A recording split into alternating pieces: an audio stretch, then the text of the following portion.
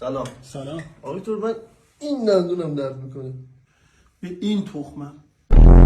از این به بعد با ادبم میشه فحش داد. یه آدمای اعصاب آدمو خورد میکنه. آدم میتونه با ادب فحش بده. مثلا خار یاتاقان کاسه نمد، شولی کوپلینگ، زنجیر، اورینگ تصمه پیچو.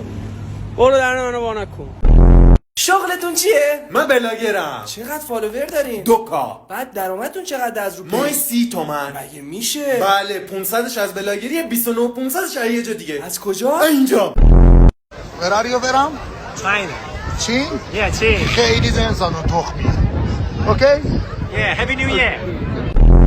اگه سوال ازت دارم بپرس عزیزم. اگه نیاز باشه که منو نجات بدی، خب معلومه نجاتت میدم، هر کاری باشه انجام میدم. در قبالش باید یه دختر دیگر ببوسی. آخه چرا باید من توی شرایطی گیر کنم که بخاطر اینکه جون تو رو نجات بدم یه دختر دیگه رو بوس کنم؟ تو الان گیر کردی دیگه، بدو جواب بده. خب بوسش میکنم دیگه. بوسش میکنی؟ خب اگه بوسش نکنم تو میمیری خار سوالاتو